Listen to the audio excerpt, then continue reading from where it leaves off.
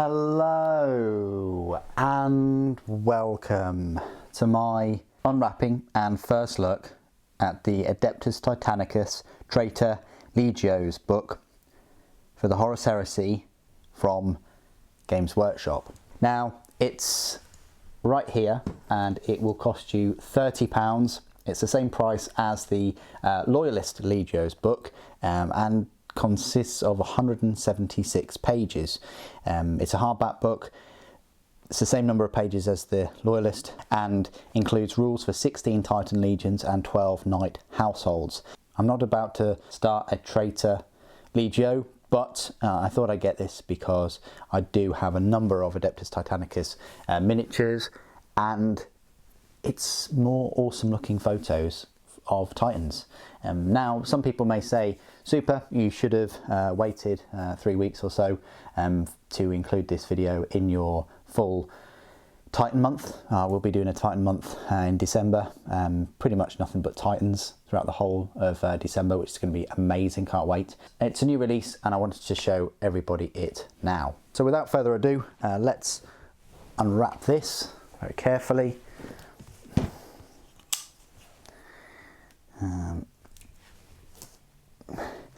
It is £30, but as always, you can save yourself probably 20% or so by purchasing it through Element Games. Don't forget to use my Element Games affiliate link down in the comments below, in the description below even, and also the crystal code, because then you're supporting the channel, you're getting a discount, and you're also building up double the crystal codes, which you can use for those very juicy battle forces that are probably going to be released soon. So here is the book. It's very nice. It's not soft touch or anything, but if you've had any of the Adeptus Titanicus books before, you'll know kind of what to expect. They are of good quality. It says inside you'll find Muster the Titan Legions, Traitor Titan Legions, Traitor Knight Houses, Maniples, Stratagems, Upgrades and more. So there you are. And this is the one that we've been waiting for. If you're a big fan of Titans and Traitor Titans, of course, this is going to be the book for you.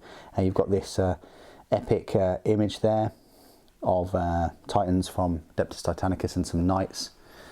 It says here, the age of ignorance is dead, the true age of knowledge has come. No longer will a despot shackle the Omnissiah's will. We are the architects of our own fate.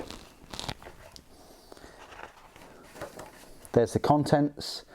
So you've got from page 12 to 17 inclusive, the Titan Maniples, the Traitor Titan Legions from 18 to 156, the Traitor Knight Households from page 24 to 134, you've got Titanica Infernus, weapon charts, Titan upgrades and stratagems. So we're going to go through this page by page. I'm going to see if I can get you closer to the action. It says Adeptus Titanicus, Traitor Legios, assembling a battle group. Warmaster Iconoclast Heavy Battle Titan, so you've got a nice blueprint for it right there. It's equipped with the Krytos pattern Krios Siege Drill right there, and the Mars pattern Desolator Chainsword. You've also got these Mars pattern Iconoclast Cruciator Gatling array. I think they're going to be similar to the Reaver Gatling blasters, but maybe have a couple of extra special rules. I'm talking about, you know, 40k rules eventually when we get those. But yeah, resting height is 40 meters tall. The scale class is Monumentus. You've got 3 reactors, 1 primary, 1 secondary, and 1 ancillary. You've got 9 to 15 crew and 41 to 62 clade. This one, auto census registered by M32, so it gives you some kind of idea there. Titan Maniples, you've got an Axiom Battle Line Maniple, and the rest of them, Myrmidon, Venator, Corsair, Janissary, Regia, Lupercal, Fortis, Ferox, Arcus, Ruptura, Mandatum, Perpetua, Extergimus, Firmus, Dominus, Ignis, Precept, Canis. What's the Canis have? 3 Warhounds. Optional 2 Warhounds. What's the Lupercal? 3 Warhounds and 2 Warhounds. Okay. I thought the Lupercal would be 20, but I guess that when it gets... That's a bit further on, isn't it? You've got Legio Tempestus. And then the material strength for the Stormlords. They possess around 170 God Engines at the height of the victory over the Orcs in the Epsiloid binary cluster. You've got 80 to 120 Titans of various classes, most of them Warlord, Reaver and Jackal pattern. Many of the older patterns, such as the Knight, Gaunt, Nemesis and Imperator God Engines, were believed destroyed on Mars. Maximus Carania commissioned the tech priest of Esteban III to complete several projects. The iconoclast Seronthanato, or Deadly Storm, which was amongst the Traitor Tempestus God Engines that lay siege to Terra. The Stormlords, that's what they look like.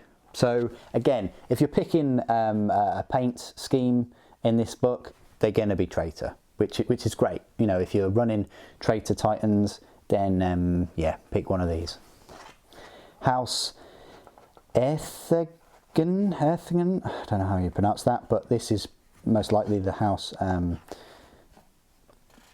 associated to the Stormlords.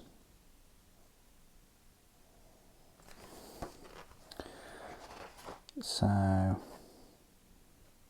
lovely pictures, aren't they? Legio Mortis.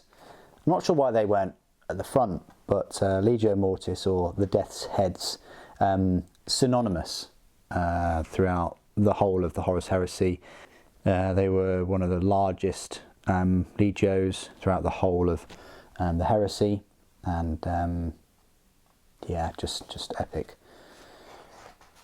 Material strength.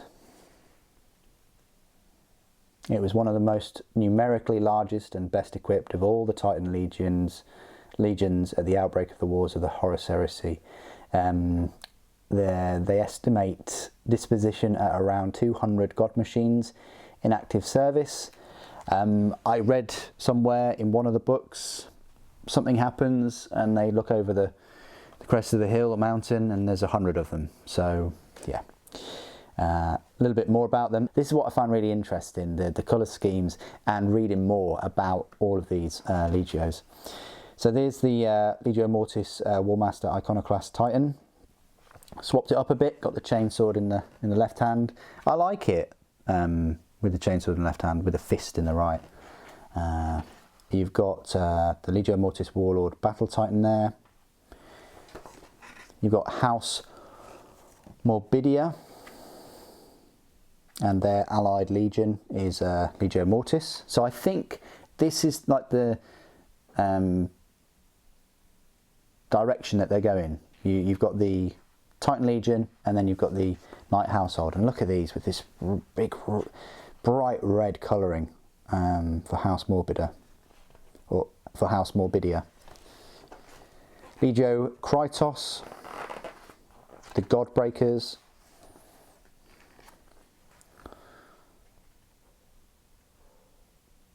They've mainly got Warlord Titans and Reaver Titans, estimated to be about 115 to 140, over half of them consisting of Warlords. Legio Krytos Warlord Battle Titan and a Reaver Battle Titan. And they have some established ties with the Forge World of Krytos, which is House Kasabian. These are quite nice, yellow and black. Legio Furians, you've probably heard of these before. The cognomen or cognomen, the tiger eyes. You've probably seen the Nemesis Titan from Forge World. That's in the Legio Furians colour. It's a really nice yellow and would look fantastic with Imperial Fists. Can't believe I said that. But their material strength, mainly between Mars pattern Warlords and Mars pattern Warhounds. Then in the later years of the Crusade, they were filled with mid-range battle titans such as Reavers and carnivores were added in small numbers. Estimated 110 to 140 god engines.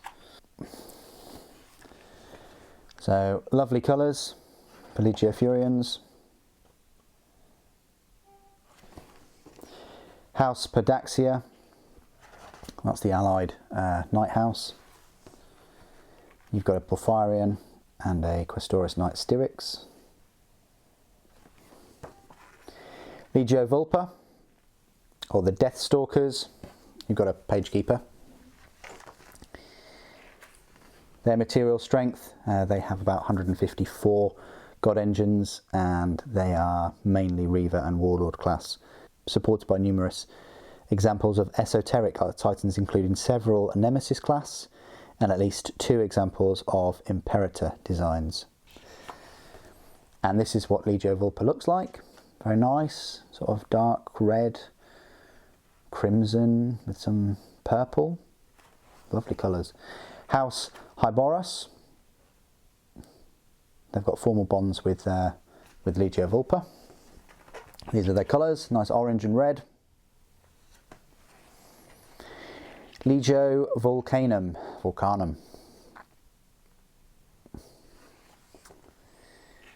Their material strength. The operational strength of Legio Vulcanum outstripped that of any Titan Legion known to the Imperium, with estimates suggesting it was capable of fielding over 300 god engines. Amongst this number stood several ancient Imperator Titans, along with notable quantities of Nemesis, Punisher and Carnivore class Titans.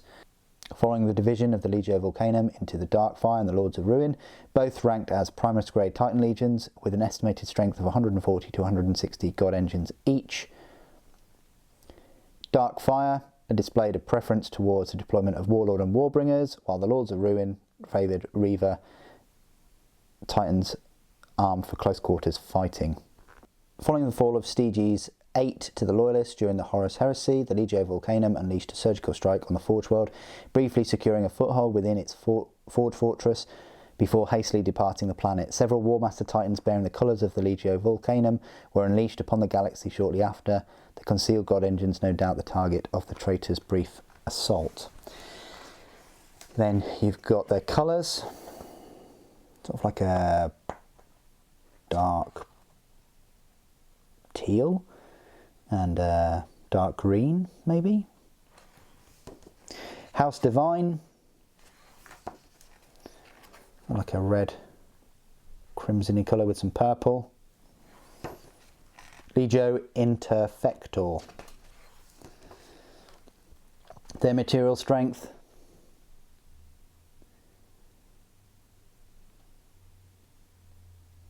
They have an estimated strength of 110 to 140 god engines,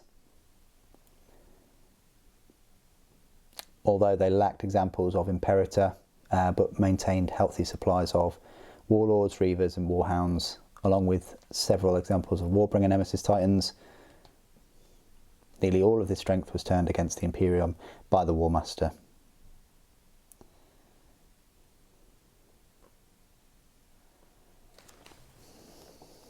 There they are, lovely paint scheme for these, with the red outlines. Absolutely gorgeous. House Gottrith. A grey colour, grey world eaters, that would be nice for them. Legio Infernus. Their material strength. They're fully operational Titan Legion of the 2nd rank, with an estimated 100 to 130 god engines.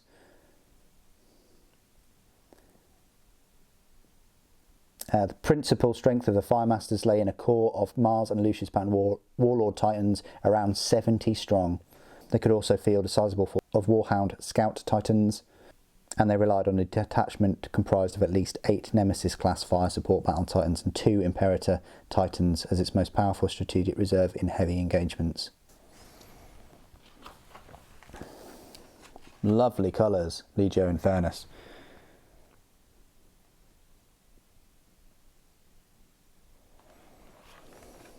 House Mordred. black, bronze and red, I think. Legio Mortis. Some of these are familiar, or they will be familiar to you if you've read any of the Horus Heresy books. Material strength, you have 54, they only hold 54 operational god engines, ranking amongst the smallest Titan Legion assembled under the Imperium's banner. At the onset of the Horus Heresy, they had an estimated strength of 65 to 80, and they primarily fielded Warhound and Reaver Titans during the Great Crusade, retaining a score of Warlord class Titans and an ancient pair of Warbringer Nemesis Titans for heavier combat. So these are the Death Dealers. Nice purple colour for those.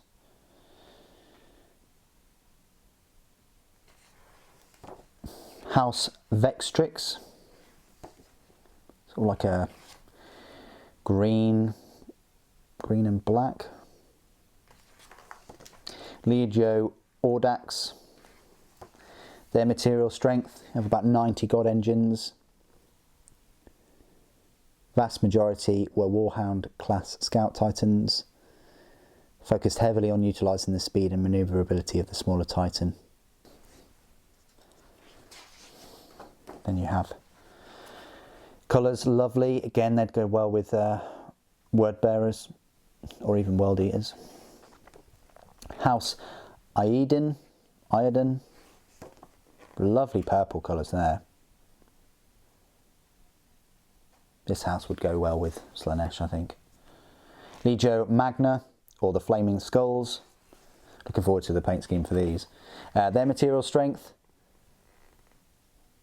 they were noted to possess numbers capable of matching any recorded Titan Legion in service to the Imperium.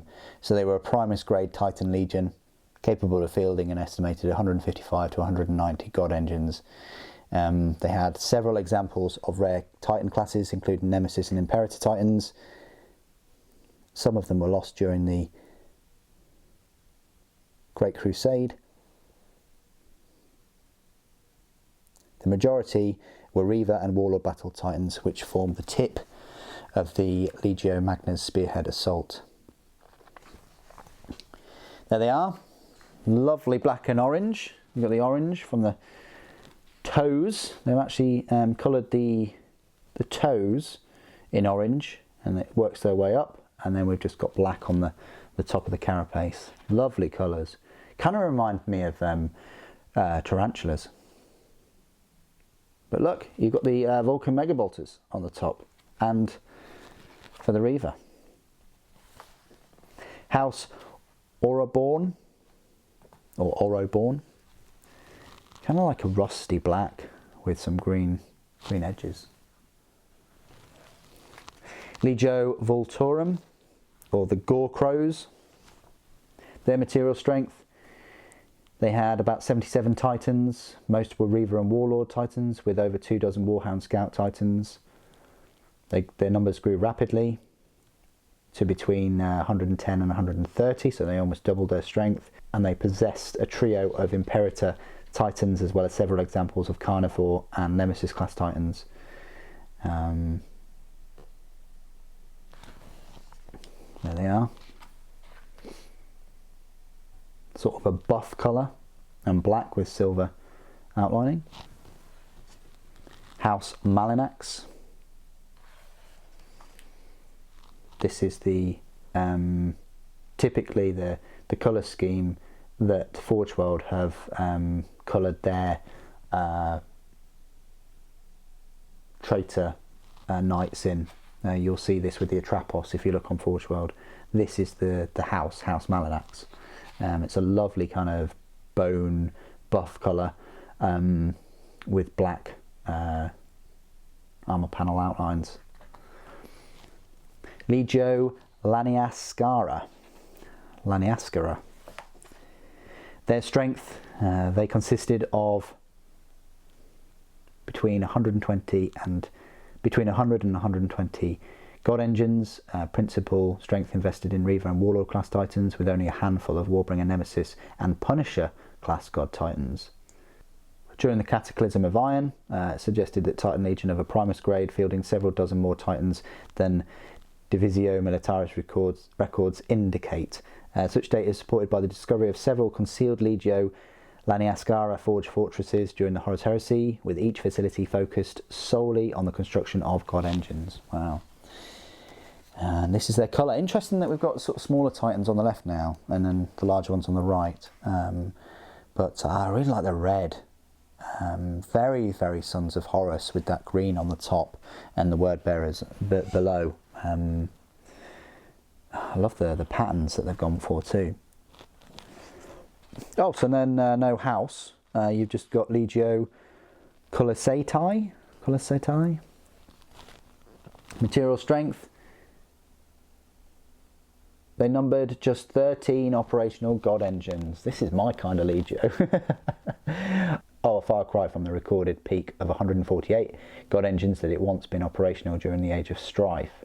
Even with reinforcements provided by Legio Mortis, the Gatekeepers remained one of the smallest Titan legions in service to the Imperium.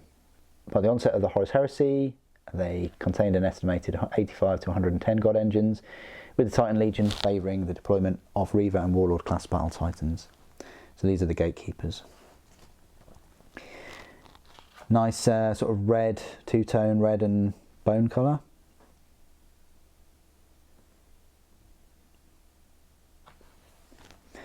No Night House, it goes straight onto Legio Damicium, the Unbroken Lords. Their material strength, they only range from between 50 and 85. They're spread evenly among three mainstay Warhound, Reaver and Warlord class Titans. Rarer patterns such as the Warbringer and Nemesis confined to a handful at their most plentiful.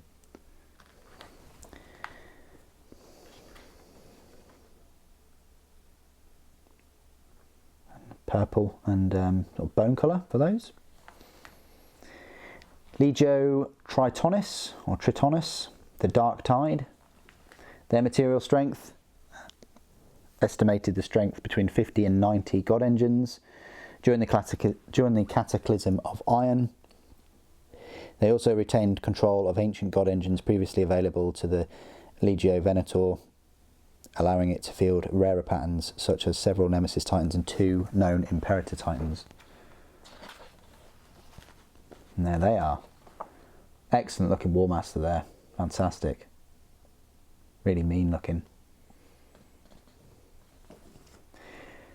Titanica Infernus. So this is the next part of the book where they talk about corrupted Titans and using corrupted Titans, and you've got an awakened entity table there.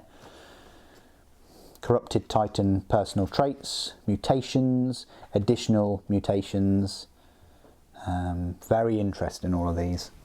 And then you've got weapon charts. So yes, you do have the new rules there for the War Master Iconoclast Heavy Battle Titan, the Desolated Chainsword, the Krios Siege Drill and the Krios Grav Imploder. What a fantastic sounding weapon. As well as the Cruciator Gatling Array. It's also got the War Master Heavy Battle Titan weapon options too. I need access to a Gatling cannon to tell you the difference between this and like the Reaver or the Warlord, which is right here actually. So you've got Macro Gatling Blaster. Comparing this, it looks like the range short is longer at 10 inches compared to 8 inches. The long range is also further. The accuracy is the same. The dice is double because it's like, yeah, obviously double. The strength is a little bit low at 6 compared to the 7. Points, it's a bit more expensive. It's carapace ordnance as opposed to just blast and draining. Yeah, it's 40 points. Its traits is carapace ordnance compared to just ordnance. Its arc is corridor arc instead of just front arc.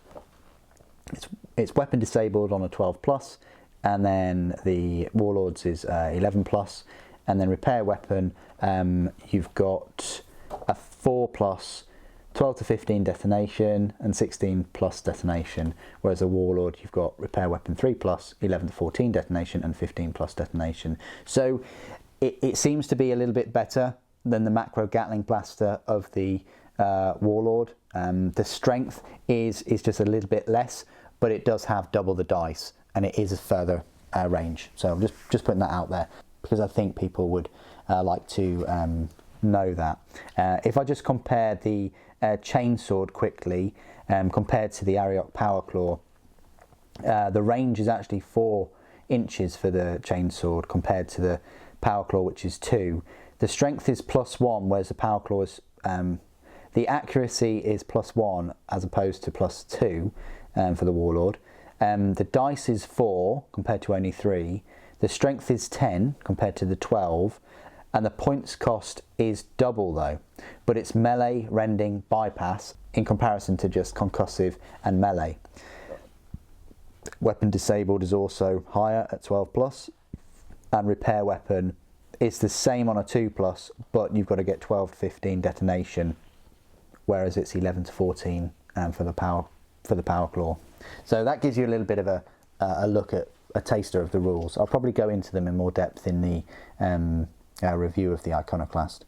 You've also got rules for the Warbringer and the Reaver, and then Titan upgrades. I meant to just bring your attention to, you do have the Warhound there. So you've got all the weapon charts for all of the weapons currently available. So you do have the weapon charts for all of the weapons for all of the Titans available, just nothing for the Knights. Okay. Titan upgrades, you've got Universal Titan War Gear, Traitor Titan upgrades, stratagems, and warp trickery stratagems as well, and experimental warfare stratagems. And that is it. So that is the whole book. I've gone through the full 176 pages. I hope you've enjoyed this video. Anything to do with Titans I really enjoy, and it's been a pleasure to give you this video today. What do you guys think of this Traitor Legios book for Adeptus Titanicus? Please do put your thoughts and opinions down in the comments below. It'd be great to hear from you. Thank you ever so much for joining me today. Thank you for watching.